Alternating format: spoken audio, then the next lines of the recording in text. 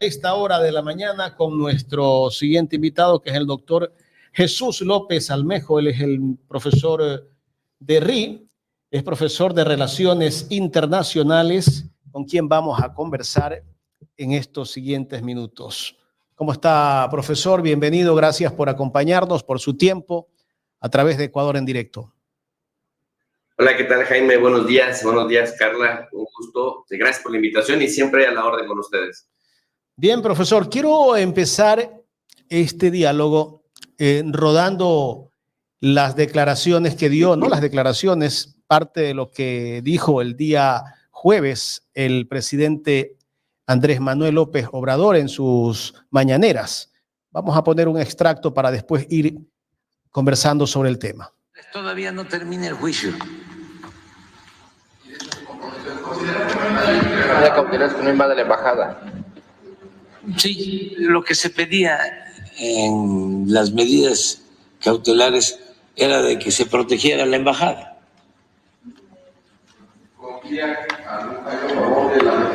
Yo pienso que sí, nada más que va a llevar tiempo. Y es importante el que quede el presidente para que nunca más se vuelva a violar el derecho internacional y se invada una embajada, que es violar la soberanía de un país.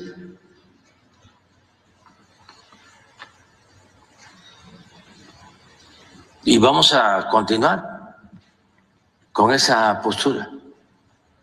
Presidente, ¿no va a decir que había disposición de abrir el diálogo con México? ¿Esto sería posible o no? Nosotros no estamos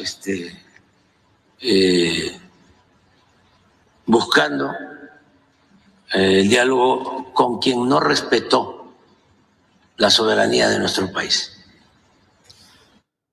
Bien, Jesús, el presidente mexicano dijo el jueves que todavía no ha terminado el juicio.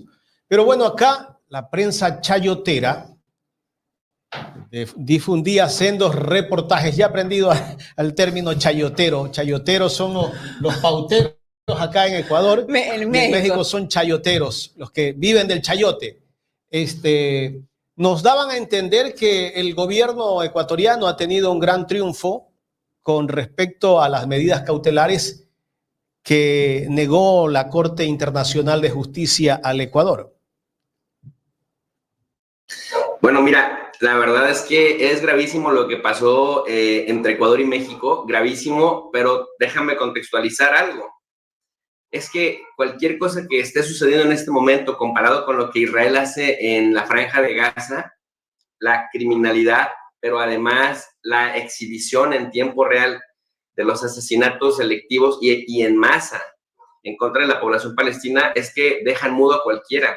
La manera en la que Israel ha venido ignorando las resoluciones de la Corte Internacional de Justicia son olímpicas, y la impunidad con la que se conduce hace que asuntos como el de Ecuador y México realmente sean asuntos de niños, de bebés ahí que el papá le puede corregir y decirle, oye, ya pónganse de acuerdo y no estén molestando, francamente. Entonces, poniéndolo en esa perspectiva, sí es gravísimo porque, bueno, ya hemos visto que, y la misma Corte lo dijo, la resolución que da en este momento es una resolución para apenas poder empezar, decirle a la gente que efectivamente esto es nada más el primer, ni siquiera llega a round, es el primer contacto entre ambos, y lo único que son las medidas cautelares o medidas provisionales, como también se les conoce, cuando en una relación una de las dos partes no quiere tener comunicación directa con la otra,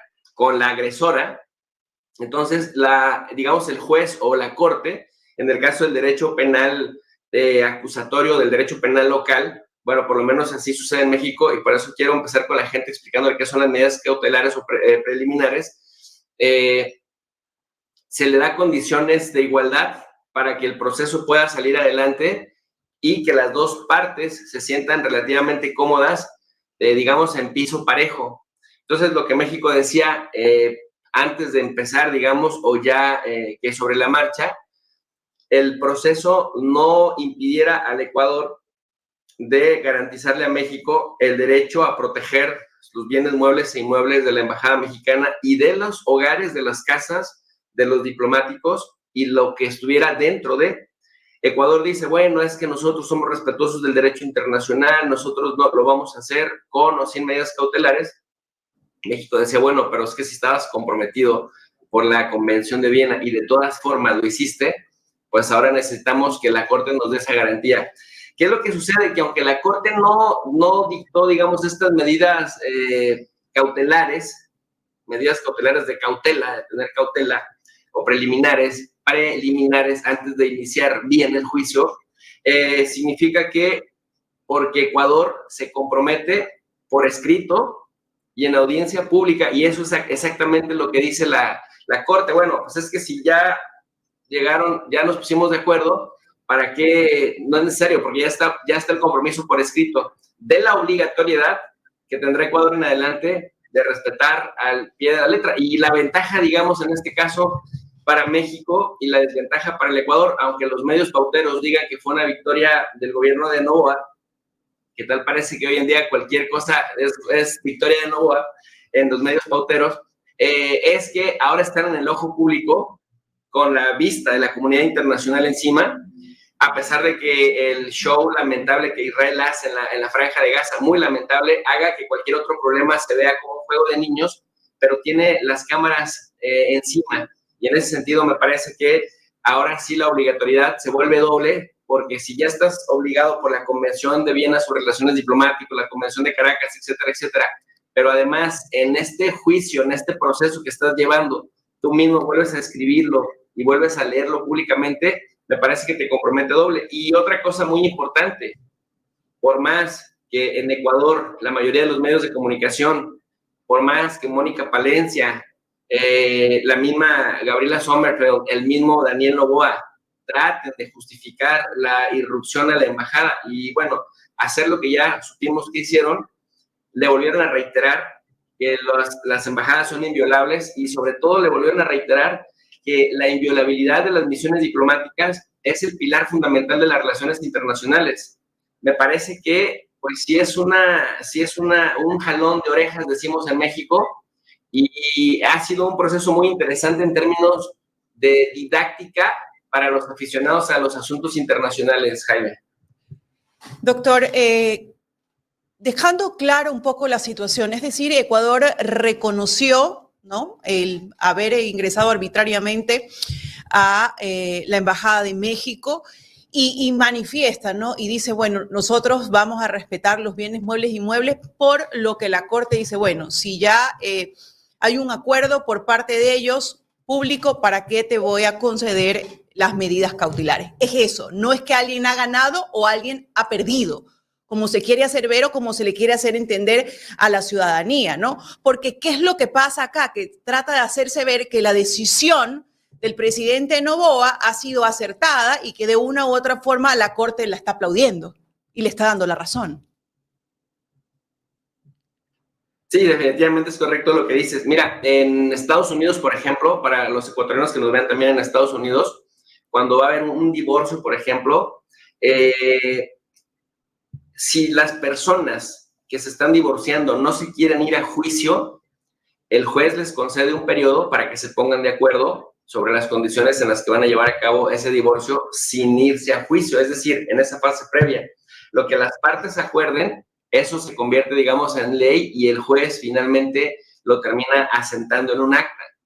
Eso fue lo que sucedió. Ahora, el juez dice, pues ya no necesito conceder efectivamente las medidas cautelares, pues porque ya la parte agresora se comprometió a esto en la audiencia pública y por escrito. Pero además aquí hay algo bien importante. Si lo queremos ver en términos de que alguien ganó o alguien perdió, pues es que, siendo muy sinceros, el que dice, no peleemos, no sigamos más con esto, yo te concedo lo que digas, lo que quieras, en esta etapa del proceso, porque luego hay gente que me ha preguntado, oye, ¿y entonces por qué Jorge Glass sigue en La Roca?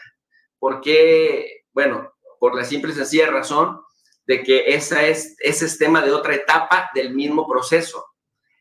En esta etapa, sobre lo único que se trataba el asunto era sobre medidas cautelares, y al final ya no había tema, pues desde el momento en el que Ecuador diga, porque así como Ecuador dijo, sin pelear, tiro la toalla, México tiene razón, le garantizo que lo que está pidiendo en todas sus medidas cautelares se lo concedo, y venga, lo firmo por escrito, me obligo a, pues entonces uno pensaría, pues ¿quién perdió y quién ganó? Decía Alejandro Celorio, el encargado del grupo legal que representó a México en La Haya.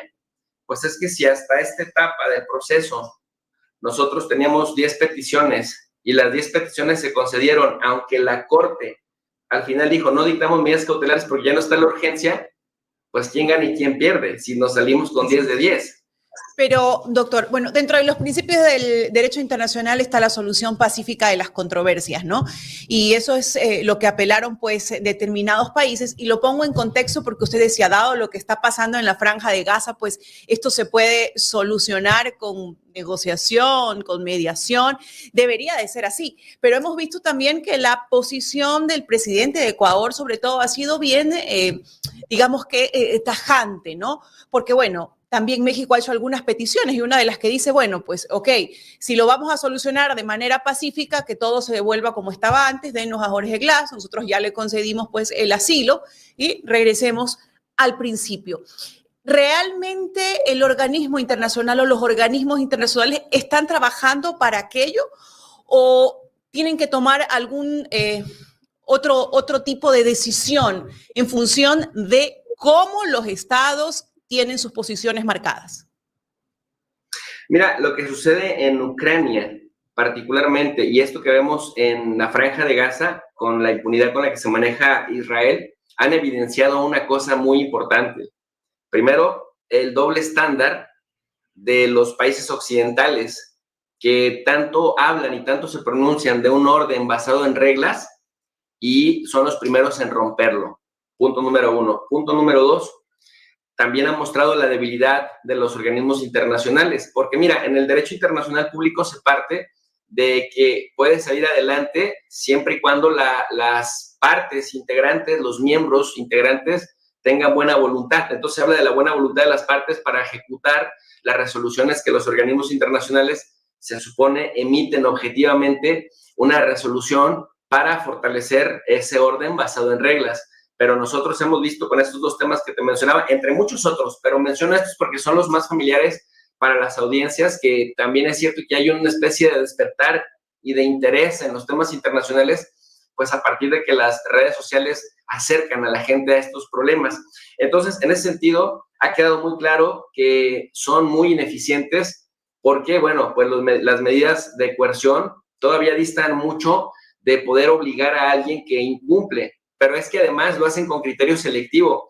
Mira lo que decía recientemente el asesor del fiscal de la Corte Penal Internacional, recientemente decía que se le habían acercado países europeos, comisionados europeos, decía, para decirle que retiren las medidas, la orden de arresto, la sugerencia de orden de arresto de Benjamín Netanyahu, el primer ministro de Israel, porque las resoluciones de la Corte eran únicamente para países africanos y para mandatarios de países del tercer mundo, como peyorativamente le llaman. Entonces, en este caso, volviendo otra vez a Ecuador, decir que Daniel Noboa me parece que está en campaña. Me parece que toda la política que ha venido haciendo en los últimos meses, desde que tomó prácticamente la presidencia, ha venido trabajando ya en su reelección, pensando en que va a llegar al año 2025 con una ventaja de popularidad que le permite entonces ahora sí estar un periodo más largo.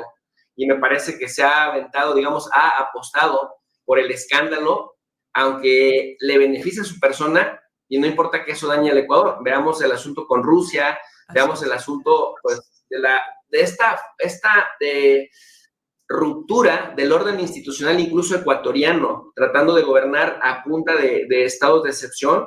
Y los estados de excepción, como su nombre lo indica, es hacer medidas más allá de lo ordinario, como por ejemplo el allanamiento a domicilios, la interrupción de comunicaciones, la interrupción de la vida privada, el pillar a alguien por perfil racial, es decir, si pareces sospechoso, si te ves como sospechoso, te acerco, te levanto, prisión oficiosa, ya hasta que me dé cuenta que no eres tú, bueno, pues no te dejo salir.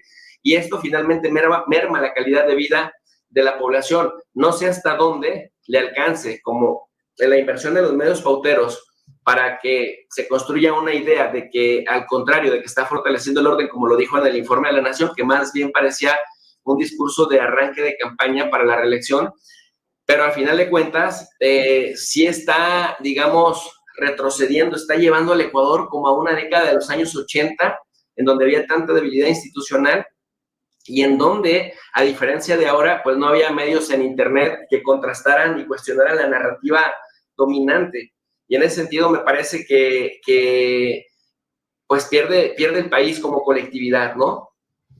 Doctor, bueno, si bien es cierto, el presidente Manuel López Obrador ha puesto sobre la mesa el actuar del Estado ecuatoriano, llevado de su presidente, pero también hay otros personajes que se han involucrado dentro, pues, de este caso, como es la que en aquel momento era ministra de Gobierno, la señora Mónica Palencia, que de paso, ¿no?, es ciudadana mexicana, ¿no? Y recién, pues, el presidente Daniel Noboa, cuando llegó a Carondelet, pues le dio la doble nacionalidad, que es la ecuatoriana, y se cuestiona mucho, por ejemplo, que el Estado mexicano no haya tomado acciones, ¿no?, sobre una ciudadana mexicana que participó de aquello. No sé cuál sea su criterio sobre esto. Mira, una cosa es lo que diga el presidente López Obrador y otra cosa, algo positivo que ha hecho es que, aunque dice muchas cosas en la mañanera, deja que las instituciones mexicanas actúen en donde tienen que actuar. El presidente dice que por él no es necesario declarar a Mónica Palencia como traidora a la patria, pero hay instituciones que podrían iniciar procesos en contra suya y en ese sentido que son autónomas, que son independientes del Poder Ejecutivo, y en ese sentido el presidente ha sido como muy respetuoso, por más que intentan vendernos la idea de que es un autoritario, por más que intentan vendernos la idea de que en México se hace lo que el presidente quiere, que nada más falso de eso. El presidente, francamente, se ha acotado a sus facultades constitucionales y eso, bueno, pues ha generado que en algunos momentos se coma derrotas judiciales, que le infringe el Poder Judicial o que incluso en el Poder Legislativo no salen las cosas o las resoluciones como él quisiera. Y a diferencia de lo que dice la derecha mexicana, que es bravísima y que también tiene mucho control de los medios corporativos, de que López Obrador es muy autoritario y se hace en México lo que él diga, pues nada más alejado de la realidad, porque efectivamente se ha hecho lo que él ha querido en lo que la Constitución le permite hacer. Y en este tipo de cosas, bueno, pues hay cosas que se pueden perseguir de oficio y hay otras no, ¿no? Habría que ver si la traición a la patria, que sí está bien definida como delito, se pudiera llevar de oficio.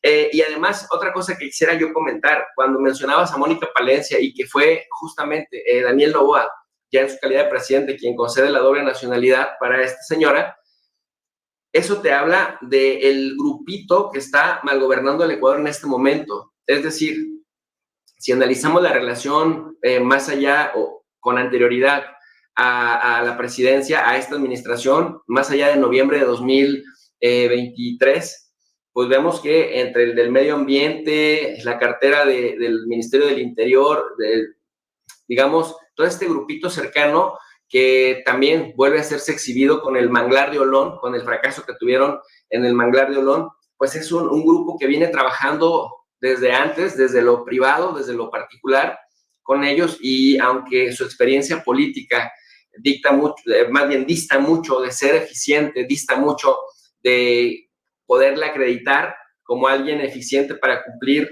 funciones excepcionales en una cartera, pues en realidad ocurre el fenómeno que le ocurre en otros países de América Latina, como México, ¿no? Que el compadrazgo es lo que te garantiza un cargo y sobre todo el que un mandatario se cuida las espaldas con gente cercana que le permite, que le da mucho margen de maniobra para cosas de impunidad, incluso para cosas que están pues fuera del orden constitucional interno. Claro, tiene el presidente de la República una gran cantidad de ministros que han sido empleados o son empleados de las empresas del Grupo Noboa. ahí podemos sacar conclusiones que prácticamente tiene empleados de ministros. Voy a poner en pantalla lo que tituló uno de los diarios de mayor circulación acá en Ecuador, Diario El Universo. Este fue el titular que puso el día jueves. Dice: resolución de la Corte de Justicia Internacional sobre Ecuador y México será vista como un triunfo político para Daniel Noboa y un revés para ANLO, aseguran expertos. La resolución del máximo tribunal no incide en las demandas que cada país presentó y que llevarían a los países a un juicio sustantivo más adelante. Bueno, este es el titular de Diario El Universo, pero te voy a poner el titular de France 24 también. A llorar a la llorería, dice Noboa tras rechazo de la Corte Internacional de Justicia a emitir medidas contra Ecuador por asalto a embajada. La Corte Internacional de Justicia no consideró este jueves 23 de mayo la existencia de una urgencia o un riesgo real e inminente que requiera la emisión de las medidas cautelares solicitadas por México contra Ecuador en respuesta al asalto de su embajada en Quito. Bueno, son los titulares que publicaron no solamente los diarios de acá de Ecuador, sino también France 24. Pero en todo caso, han intentado posicionar como que el gobierno ecuatoriano, el gobierno de Noboa, ha ganado en la Corte Internacional de Justicia, y viéndolo con tu análisis, y nosotros también hemos sacado conclusiones acá, no es así. Sí, no, definitivamente está muy lejos de ser así, y me parece que también tenían otro problema muy importante. Yo había estado investigando, leyendo, que hubo muchas críticas al gobierno de Noboa por haber contratado a un peruano derechista, a un abogado británico que justamente se dedica al litigio en la Corte Internacional de Justicia, a un estadounidense y a un israelí. En este momento estamos hablando de la derecha reaccionaria, la derecha internacional, en este momento al servicio del gobierno de Ecuador, lo cual, pues, uno, va a generar que el Ecuador gaste bastante dinero en estos personajes, y dos, que también el hecho de vender este tipo de temas como victorias, aunque ya lo demostramos, está muy lejos de ser una victoria, pues de alguna manera compromete al Ecuador con las naciones o con los países donde estos señores son nacionales.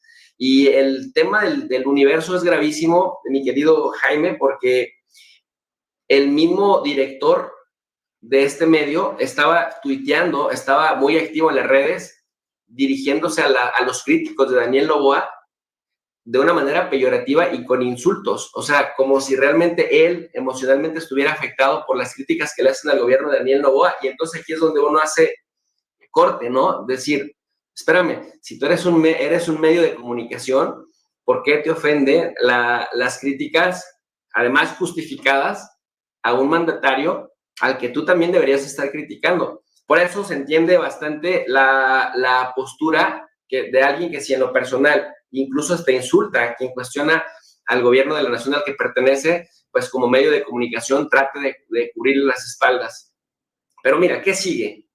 Y aquí es donde se va a poner muy interesante, porque he estado yo viendo en diferentes medios de comunicación a diferentes analistas que, cuando les preguntan qué pasa si Ecuador no cumple, a pesar de que ya se comprometió en la audiencia pública y a pesar de que ya lo hizo por escrito, y entonces ahí se vería si es una victoria o no, ¿qué pasaría con este caso? ¿Qué pasaría con el Ecuador? ¿Cómo le podrían castigar? Bueno, mira, en la Corte Internacional de Justicia, cuando te metes a su sitio web y ves la fuente primaria, ves sus resoluciones, ves sus propias estadísticas, te dice que lo más común es que ya en estas instancias cualquier compromiso por escrito sí se cumple. Por ahí de pronto Estados Unidos e Israel no lo hacen, pero es que Estados Unidos e Israel no respetan ningún tipo de orden jurídico internacional en ninguna instancia. El resto de naciones mortales sí lo hacen. En ese sentido, hay muy pocas posibilidades, muy poco margen de maniobra para que Ecuador no lo haga, es decir, que no cumpla con lo que se comprometió, para que la Corte entonces no emitiera las medidas cautelares. Eso por un lado. Pero si a pesar de esto, Daniel Noboa, en su grandilocuencia, quiere ser parte de ese grupo selecto al que pertenecen Israel y Estados Unidos, que finalmente tiene abogados que le representan de estas dos naciones, y que él por la propia grandilocuencia personal diga, bueno, el Ecuador debe de estar ahí. La Corte Internacional de Justicia, que llevaría a cabo, digamos, seguiría corriendo con el proceso por el cual se tiene que fortalecer el tema de la inviolabilidad de las embajadas, que ya se manifestó al respecto, el tema de la protección del asilo político o el asilo diplomático. A la par, tendría que presentar una queja acompañada del compromiso por escrito al Consejo de Seguridad. Y en el Consejo de Seguridad es recordarle a la gente que es un consejo que es el único de las Naciones Unidas cuyas resoluciones son vinculantes, es decir, que son obligatorias, y el Consejo tiene capacidad de coercionar, tiene facultades coercitivas a través de sanciones económicas o a través de sanciones militares. La cosa en el Consejo de Seguridad es lo interesante, lo complejo. ¿Por qué? El Consejo se compone de 15 miembros, 5 permanentes y 10 no permanentes. El problema de los 5 permanentes, que son los ganadores de la Segunda Guerra Mundial, es que se crea se inventan la figura del derecho al veto. Es decir, que si no hay consenso en cualquiera de estos 5, no importa lo que los otros 10 voten, pero con cualquiera de estos que vote una resolución en contra, se tumba el proyecto de resolución. Si uno de estos 5 no quiere afectar el proceso, pero no quiere apoyar, entonces nada más se abstiene, y con la abstención no veta si vota en contra. Entonces aquí el reto sería muy interesante porque, bueno, Estados Unidos al principio intentó mantener su objetivo, decir, venga, tenemos buena relación con el Ecuador y tenemos buena relación con México. Ecuador es un aliado estratégico en Sudamérica, pero México es nuestro principal socio comercial. Entonces, ojalá que las partes se arreglen. Sale López Obrador, un viejo lobo de mar que mueve muchas cosas en la mañanera, a decir que los países podían posicionarse como les diera la gana, pero él entonces tendría el derecho a informarle al pueblo de México la postura de sus aliados. Fue muy crítico, especialmente con Canadá, porque Canadá habló de un supuesto o un tentativo delito internacional que había cometido Ecuador.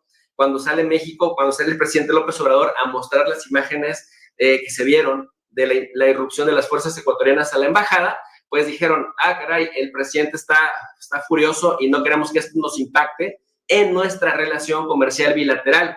Y tanto Estados Unidos como Canadá, que originalmente habían emitido una resolución muy escueta de 3 líneas, entonces ya salieron casi con un ensayo. Miller se pronunció el mismo Biden, y en Canadá, pues esto llegó hasta la propia canciller, que entonces ya salieron a condenar al Ecuador con mucha fuerza. Acá lo interesante sería que si esto pasa al Consejo de Seguridad, pues ¿qué va a hacer Estados Unidos? ¿Va a vetar? ¿Se va a abstener? ¿Va a permitir que la resolución salga adelante? Se pone complicado, se pone interesante. Jesús, detrás del asalto a la embajada, ¿tú crees que tal vez podría haber estado el gobierno americano? Mira, yo creo que la apuesta, eso ha dicho mucha gente, sobre todo gente conspiracionista, ¿no? Que vincula, yo no lo descarto, pero tampoco lo puedo afirmar. Yo lo que le decía a tu compañera es que veo que Daniel Noboa, como nada más iba a cumplir originalmente el periodo de Lazo, de Guillermo Lazo, él desde el día 1 en la presidencia llegó a hacer campaña para reelegirse. Entonces, mira, la apuesta es muy sencilla, o no tan sencilla, pero tiene un guión fácil de entender. Pero podríamos verlo con el propósito de afectar las elecciones en México también. No necesariamente, porque en México cerraron filas en torno a la imagen del presidente y a la candidata del partido oficial, de Morena. O sea, en México, por el contrario, se cerraron filas, con excepto de 2 o 3 loquitos como Eduardo Verástegui o Lili Telles, una senadora. El resto, prácticamente hasta los mismos candidatos de los otros partidos, cerraron filas en torno al presidente. Pero si nos ponemos a pensar esto en términos de lo que pasa con Daniel Noboa, mira, la apuesta es muy sencilla. El juicio en la corte, como se sabe que México no es un país belicista, México no iba a hacer, por ejemplo, lo que Irán hizo contra Israel cuando atacó su embajada en Damasco, ¿no? Por razones humanitarias, López Obrador, si se ha estado cuidando en México de no justamente incendiar el país, como lo hizo Felipe Calderón, pues no iba a mandarle unos misiles al puerto de Guayaquil, por ejemplo. No, o sea, descartado. Entonces, ¿qué pasa? como México tiene como uno de sus principios de política exterior la solución pacífica de las controversias, entonces se sabe que el único mecanismo es ir a la Corte y que la Corte se toma su tiempo, la Corte tarda meses o incluso años en resolver. Él nada más necesita de un escándalo que le permita posicionarse en la popularidad, mejorar su imagen. Y desafortunadamente en nuestros pueblos, en América Latina, todavía hay mucha falta de politización y todavía el sensacionalismo vende. Por eso es que buena parte del estilo de nuestros medios de comunicación es el del sensacionalismo. Incluso nosotros mismos lo vemos de pronto en las redes sociales, cuando titulas un video de tal manera, aunque la calidad del contenido sea excepcional, no lo ve nadie, le pones por ahí una jiribilla y entonces lo ve muchísima gente. Entonces, me parece que es también, no descarto que Estados Unidos esté detrás, pero tampoco lo puedo afirmar. Lo que sí me parece es que son temas seleccionados para que sean detonantes y que con ello pueda polarizar a la sociedad ecuatoriana y desde su concepción mejorar su propia popularidad. Pero lo que sí hemos estado viendo en diferentes encuestadoras es que su popularidad ha caído en por lo menos casi 30 puntos porcentuales. No le está saliendo la apuesta, vaya. Claro. Bueno, acá el presidente Noboa, como para descalificar un poco el tema de la intervención a la Embajada de México, ha dicho que México tenía asilado a un delincuente, a un criminal, a un narcotraficante. Y bueno, y los medios amplifican todo eso, ¿no? Los medios chayoteros. Y también lo reafirman. Lo que dice el presidente Noboa, ellos todavía reafirman, ¿no? Que en realidad sí tenía ahí a un criminal, que yo sepa, Jorge Glass no está acusado de haber asesinado a alguien, a un narcotraficante. Tampoco hemos visto que haya un juicio contra Jorge Glass o una sentencia de que él sea narco, ni siquiera que la justicia se haya pronunciado sobre ese caso de que tenga vínculos con algún narcotráfico. No hemos escuchado esto. Pero bueno, de esa manera han intentado justificar el asalto que hicieron a la Embajada de México. Mira, desafortunadamente, Jaime, la derecha se caracteriza en el mundo en general, pero particularmente en América Latina, por ser determinista. El determinismo te lleva a encuadrar en ciertos marcos conceptuales una conducta, una pauta o una narrativa. Y esto se traduce en que para la derecha basta con que te acusen de algo, de lo que sea, para que entonces lo seas. Para la derecha no existe esta idea, y eso es algo muy revolucionario del derecho, que cambió con el paso de los años, de las décadas, de los siglos, porque recordemos que por eso se le llama que es una actitud inquisitoria, que en tiempos de la Inquisición solo bastaba que alguien te acusara de algo para que te declararan culpable y te asesinaran o te desterraran o te metieran a prisión de por vida. Con el paso de los años, esto, por lo menos en México, la carga de la prueba recae en la parte que acusa. Creo que también en América Latina ya hay países en donde eres inocente hasta que se demuestre lo contrario. Pero anteriormente, de hecho, por eso es tan polémico el tema de la prisión oficiosa. En México se está discutiendo actualmente qué tan pertinente es que exista la figura de la prisión oficiosa, es decir, que con una acusación baste para que te detengan y mientras se aclara si eres culpable o inocente, te tengan ahí encerrado o te dejen libre, porque la derecha te acusa de acosador, de criminal, de violador, de narco, de estafador, de lo que sea, aunque no haya una sentencia de un juez de por medio. Y va en contra justamente de la presunción de la inocencia. Y vemos que es bastante dañino y bastante nocivo, porque efectivamente basta que un personaje con cámaras y reflectores te acuse para que las audiencias empiecen a verte de esa manera. Y dice el presidente López Obrador en México, y lo que no tizna mancha, es decir, ya no se quita la mancha tan fácilmente. Y en ese sentido, quisiera comentar algo al respecto. Fíjate que creo que ya lo habíamos platicado en la anterior invitación que me hiciste. México tiene un equipo legal formidable, un equipo, si algo caracteriza al Servicio Exterior mexicano, es justamente la eficacia de los abogados que tiene. Y déjame te digo que México, para poderle conceder a Jorge Glass un estatus de asilado político, lo estuvo estudiando 3 meses, desde prácticamente enero a prácticamente abril del año 2024, estudió de fondo el caso, le pidió al gobierno ecuatoriano que le trajera toda la documentación en la que prácticamente había condenas, sentencias condenatorias en contra de Jorge Glass, y fue ese grupo el que prácticamente le pone por escrito a la canciller mexicana, pues mire, esta es la situación que nosotros evaluamos, ya ustedes decidirán si con ello le dan el asilo o lo seguimos manteniendo como huésped o lo regresamos al gobierno de Ecuador. ¿Qué es lo que dice la canciller? Bueno, pues con la información que nuestro grupo de asesores, nuestro grupo legal de asesores, que además, Jaime, dicho sea de paso, este grupo le ha ganado algunas demandas muy importantes a corporaciones armamentistas en Estados Unidos, en cortes estadounidenses. Es decir, que no son improvisados, pues, y que saben bastante del tema del derecho internacional, público y privado, y entonces le dijeron, pues este señor sí es un perseguido político. En ese sentido, bueno, pues yo dejo a la gente a que tome sus consideraciones, pero en la búsqueda exhaustiva, con la información que el mismo gobierno de Ecuador le proveyó a México durante estos meses de colaboración y de comunicación, mientras Jorge Glass era huésped de la embajada mexicana, antes de que le dieran el estatus de asilado, México concluye que es un perseguido político.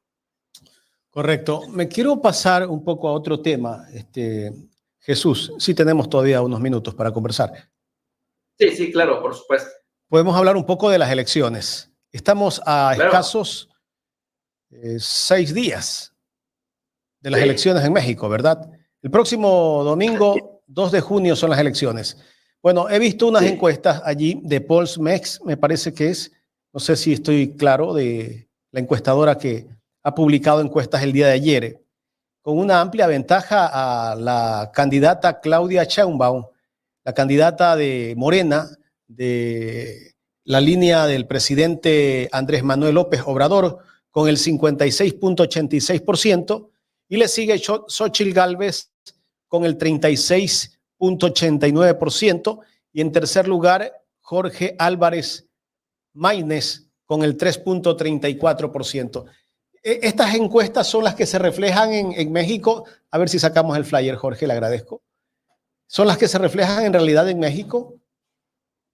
Mira, generalmente la tendencia es correcta. La tendencia es que hay una distancia muy importante entre Claudia Sheinbaum y Xochitl Gálvez. Por lo menos habría 20 puntos. Me parece que es demasiado 36% para Xochitl Gálvez, porque el grueso de las encuestadoras nos hablan de que Sheinbaum conseguiría al menos el 60%. Pero bueno, 20%, la tendencia que se muestra ahí es de que Claudia Sheinbaum gana. Pero ¿cuál es el tema de que haya casas encuestadoras que saquen menos porcentaje? Bueno, que en México no solamente está el reto, casi te voy a decir algo, a lo mejor pecan de soberbios en Morena, pero casi se da por descontada la victoria de Sheinbaum. Pero el real meollo del asunto es que también logren mayorías en el Senado y en la Cámara de Diputados, en la Asamblea Nacional, como ustedes le dicen allá. Y que además también la mayoría de los candidatos a las gubernaturas salgan adelante. ¿Por qué? Porque se quiere aplicar una cosa que se llama el Plan C. El Plan C tiene que ver con hacer una reforma política, una reforma judicial que haga que tanto magistrados como ministros de la Corte Suprema de Justicia también vayan a elección, porque la teoría, hasta ahora lo que nos dice la teoría es que el Poder Judicial no puede someter a sus más altos mandos a esto, porque entonces se politizaría la justicia. Sin embargo, pues la cantidad de lawfers que vemos en el continente, la politización de la justicia ya es una práctica muy recurrente, y efectivamente los magistrados, los ministros, pues al final de cuentas también hacen política, dice el presidente López Obrador. Entonces que le respondan al pueblo por las decisiones que toman, y a ver si al responderle al pueblo tomarían las decisiones que toman desde ese nicho de impunidad en el que se encuentran. Pero para que esa reforma judicial salga adelante, se necesita que se tenga una mayoría de por lo menos 2/3 partes. Un partido solo no las puede tener, pero hay 3 partidos que van como parte de la coalición, y entonces ya en el reparto de curules, dependiendo del porcentaje de la votación, podrían lograrlo. pero también se necesitan, México tiene 32 estados, entidades federativas o provincias o departamentos, les dicen también en otros países. Se necesita para una reforma constitucional que 2/3 partes, tanto del Senado como de la Cámara de Diputados, voten a favor de esa reforma y que el presidente la firme, y después se somete a que por lo menos 17 de las 32, es decir, el 50% más 1 de las 32 entidades federativas de los 32 estados voten a favor también de esa resolución. Entonces, no solamente es importante ganar el Senado, la Cámara de Diputados, sino también por lo menos las entidades federativas que aseguren que cuando se circule en sus asambleas también pase. Y mucha gente dice, oye, pero si Morena ya tiene 22 estados a favor, sí, pero en las asambleas de algunos de estos estados no tiene mayoría. Entonces también se pide que en las asambleas de esos estados, no solamente de la gubernatura, sino también de sus asambleístas que también se someten a elecciones, se gane la mayoría para poder sacar adelante ese plan. Por eso de pronto sí es importante lo que diga una encuesta u otra. Hasta ahorita la única desacreditada se llama Massive Caller, que dice que Xóchitl Gálvez está a 2 o 3 puntos de Claudia Sheinbaum, pero cuando han puesto a debatir a los encuestadores, él mismo ha reconocido que no tienen una metodología, por decirlo menos, una metodología seria. Por eso ha errado muchísimo en diversas elecciones. ¿Esa encuestadora que trabaja para Xóchitl Gálvez? Sí. Sí, efectivamente. Claro, por eso es que la ubica con ese porcentaje. Si López Obrador fuera el candidato en este momento a la reelección, que podría ser candidato si él quería, ¿no? ¿O no? ¿La ley le permite? No. En México no se permite la reelección, pero López Obrador ganó con un 53% la elección pasada. Ahora tiene 72% sostenido de aprobación de su mandato. Ese sería el porcentaje que tendría López Obrador en una reelección, si se diese el caso, ¿no? Yo estimo que por lo menos el 70%, ¿no? 7 de cada 10 personas están contentas, están de acuerdo. Y mira que ha sido bien importante el ejercicio de la mañanera, en donde rinde cuentas y en donde también ha ido politizando a la gente, porque algo que yo como docente lo he comprobado. Cuando yo empezaba en lo que hacía Correa acá con las sabatinas. Sí, efectivamente. Nada más pues acá es diario, 2 horas de 7 a 9 de la mañana y tiene los niveles de audiencia más importantes. Es decir, López Obrador, con el ejercicio de la mañanera, desplazó a los noticieros estelares de los principales medios de comunicación que empiezan a las 7 de la mañana.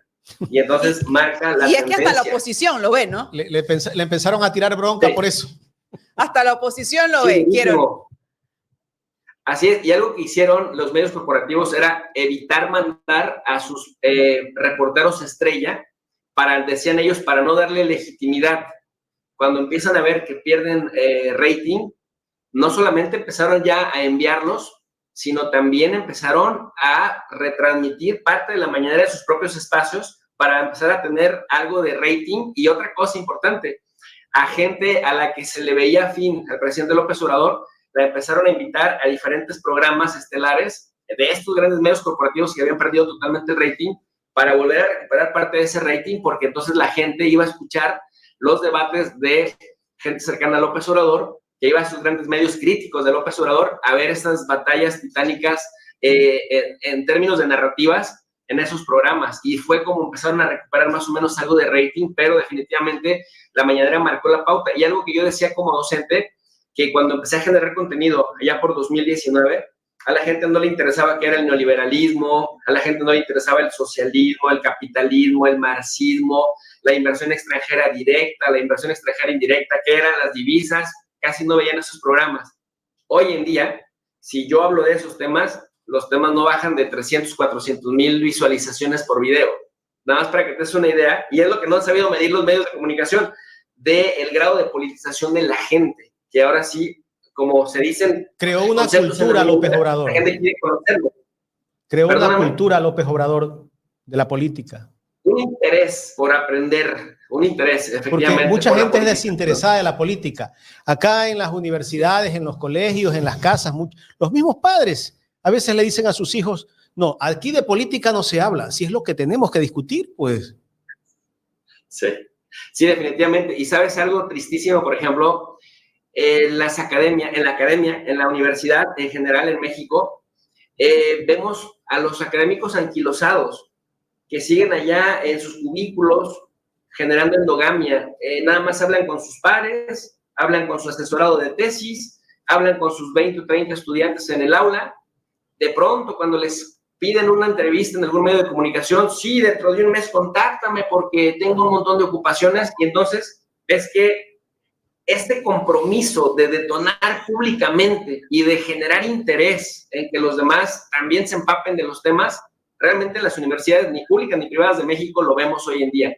Son ellos y sus eventos, y a mí me sorprende que incluso después de haber visto la experiencia del COVID-19 y que nos encerraron en nuestras casas y que entonces las tecnologías de la comunicación de alguna manera equilibraron esa falta de contacto directo con tener a la gente, digamos, informada, y que se hizo teletrabajo durante por lo menos año y medio acá en México, que todavía sigan hoy en día organizando eventos en las universidades y no transmitiéndolos en las redes sociales, en las plataformas, en la mayoría de las universidades, que todavía le pidan a la gente que se registre para poder tener un código que les permita acceder al gran conocimiento erudito que se hace dentro de las aulas, cuando en realidad es miedo, es este ostracismo, responde al miedo que tienen de, pues, que exhiban cuánto conocen de la realidad y cuánto están realmente vinculados en términos reales a poderle explicar y acercar a la gente a la realidad.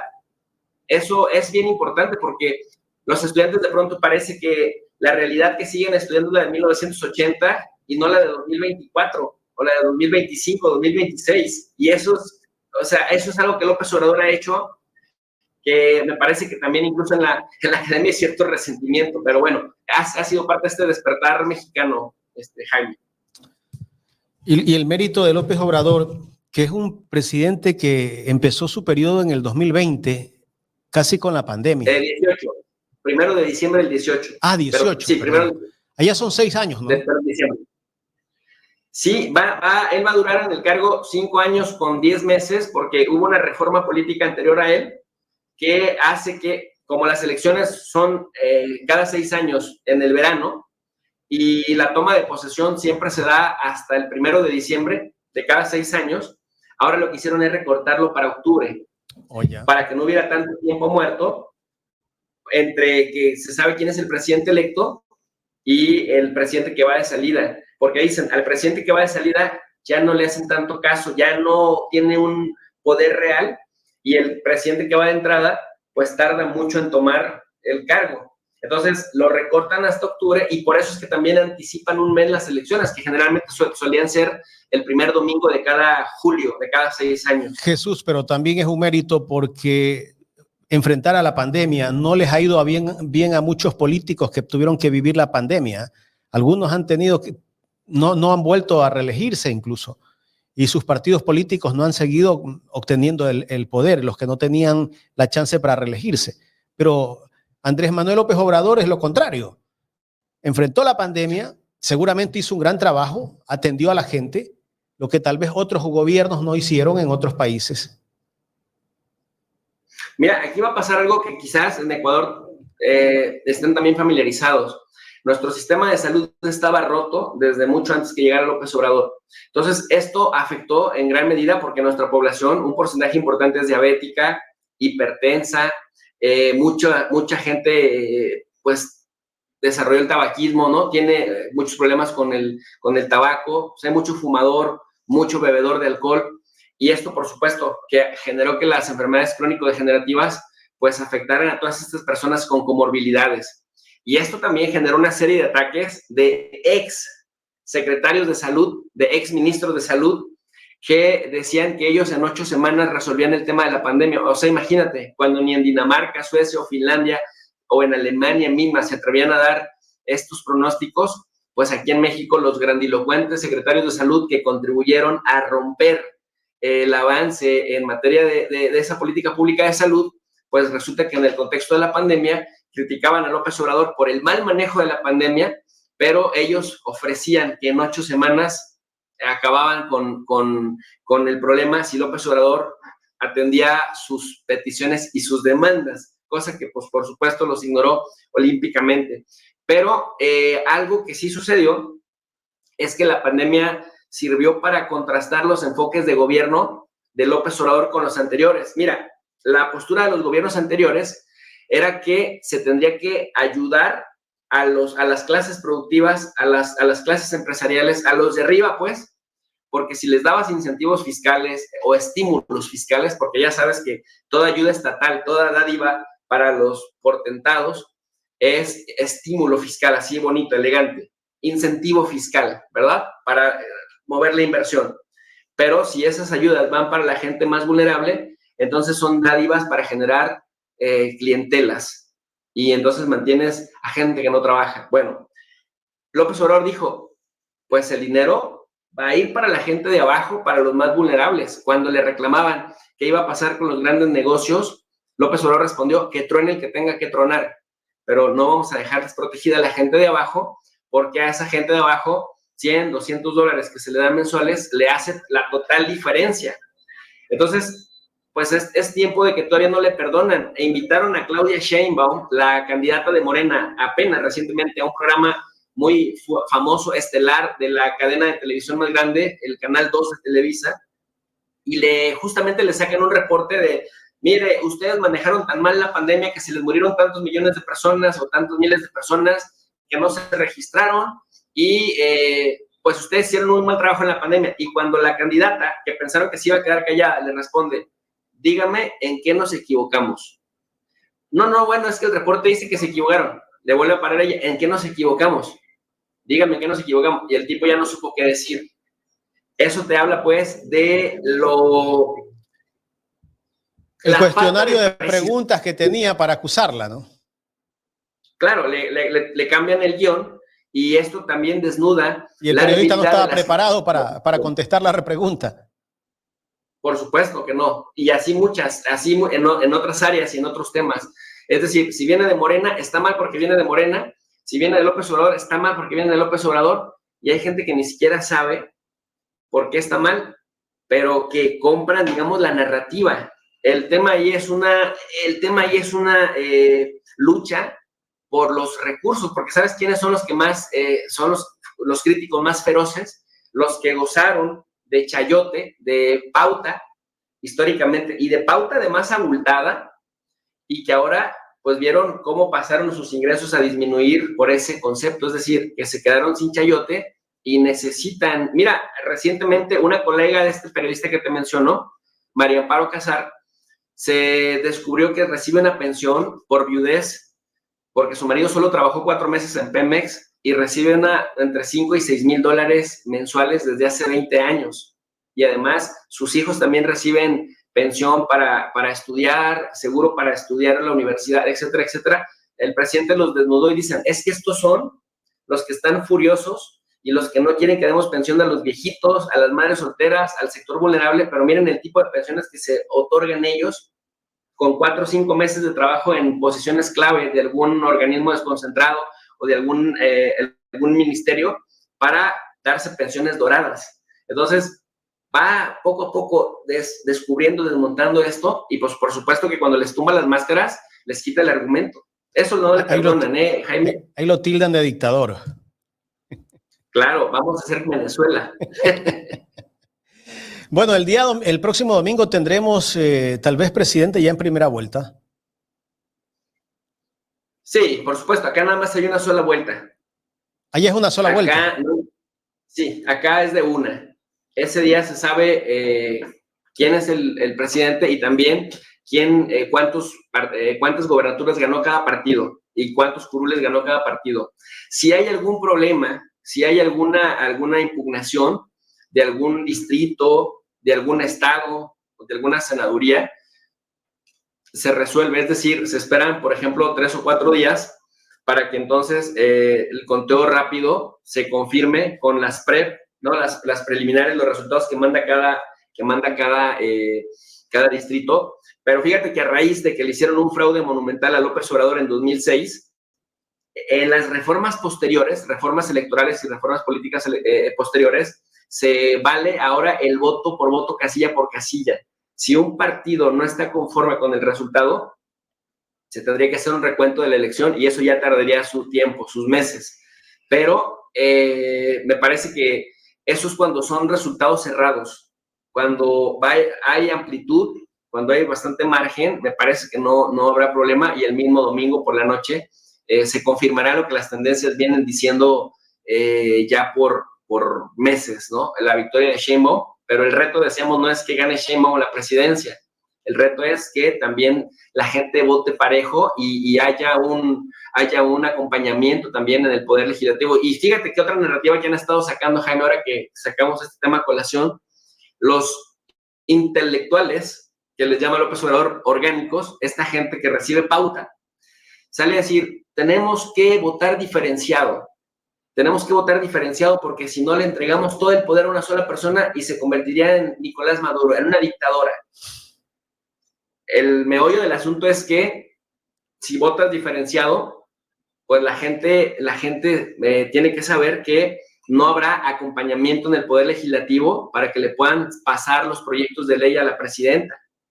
Y esto es bien delicado porque ya en otros procesos electorales se les ha comprado la idea a estos pauteros que ahora están muy desacreditados, pero no deja de ser sorprendente el cinismo de esta gente que después se queja de que por qué no hay un proyecto de nación que saque adelante a este país, si ellos mismos son un lastre que confunden a las audiencias, que confunden a los votantes y que no le explican que un presidente en un sistema como el mexicano o como el ecuatoriano tiene que tener mayoría en las cámaras, o por lo menos una de las cámaras, para que entonces el proceso legislativo pueda cumplir su función y que las leyes que el país necesita pues puedan salir adelante para que tenga un impacto real en la audiencia, ¿no? Finalmente, ¿tal vez afectó este asalto a la Embajada de México en Quito en cuanto a lo político, a Morena, al presidente Andrés Manuel López Obrador, o fue lo contrario? Sí, no, fue totalmente lo contrario. López Obrador salió, digamos, fortalecido de esto, porque la gente cerró filas e incluso la oposición cerró filas a nivel de los candidatos, incluso de oposición, cerraron filas con el gobierno mexicano. Y los 2 o 3 actores impopulares de cada partido de oposición fueron los que se pronunciaron, como siempre, en contra de López Obrador. Pero mira, les pasa que como siempre están en contra de todo lo que impulsa López Obrador, pues ya la gente esperaba que también en este lado se posicionaran a favor de Novoa, pero eso es lo que los hace justamente más aislados, ¿no? Los mantiene todavía más aislados porque ya se espera una respuesta contraria a lo que vaya a apoyar López Obrador. ¿Qué piensas lo que ocurrió con Milei en España, donde insultó a la esposa de Pedro Sánchez en España mismo, en Madrid? Mira, sí.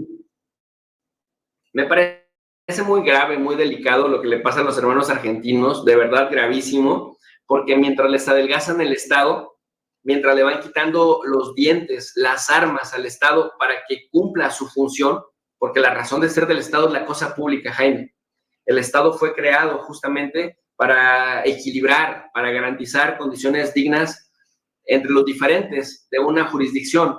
Entonces, si llega un tipo que empieza a adelgazar al Estado, le empieza a quitar las herramientas para que genere estas condiciones de coexistencia al interior de una jurisdicción, pero además, un tipo que hace show, que canta, que grita, que tiene arranques de histeria, que tiene arranques de ira pública, lo que hace es desviar la atención, es decir, que se hable más de cómo pela los ojos, de cómo enseña los dientes, de cómo grita, o de cómo insulta, o de cómo baila, o de cómo canta, que la atención se mantenga ahí, mientras despoja a la gente a través de adelgazar el Estado de las funciones propias del Estado para atender la cosa pública. Y es lo que me parece gravísimo. Y Pedro Sánchez, pues también le entra un poco al quite ahí, porque vienen las elecciones en Europa, las elecciones europeas, y claro, pues todo el mundo trata de jalar agua para su molino, ¿no? Tratan de mejorar a partir de escándalos su propia imagen, por lo menos frente a sus votantes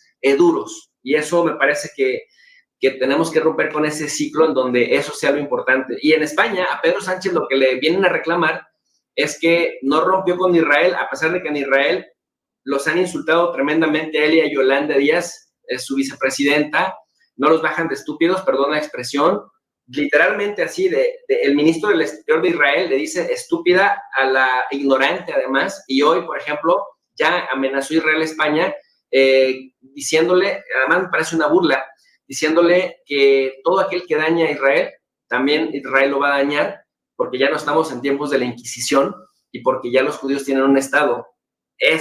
Y Pedro Sánchez, si con Milei retiró a su embajadora, pues esto es 20 veces más grave, vamos a ver qué hace. Y es lo que le cuestionaban los críticos. Es decir, ¿por qué con Israel, por qué con Marruecos y con otros países doblas las manitas y ahora que Milei hace una crítica contra tu esposa, hasta quitas a la embajadora, ¿no? Y das a entender que congelan las relaciones para posteriormente romper relaciones con Argentina. Pero están jalando agua para su molino, decimos en México. Jesús, quiero agradecerte por tu tiempo. La verdad que ha valido la pena conversar, casi una hora hemos conversado en este espacio. Pues siempre un placer, estimado Jaime, y me da gusto que su espacio vaya creciendo, que se esté consolidando, porque son voces bastante necesarias en el despertar de las conciencias. Gracias por la invitación. Gracias. Jesús López Almejo, profesor de Relaciones Internacionales, conversando con nosotros aquí en Ecuador en directo en esta mañana. Gracias a toda la audiencia que ha estado muy pendiente de esta entrevista y de todas las otras entrevistas que tuvimos esta mañana. Quiero agradecerle a toda la audiencia. No se olviden, los que están conectados todavía y no han dado su like, pongan el like a este contenido. Los que pueden hacer un aporte al superchat también se lo agradecemos. No se olviden que si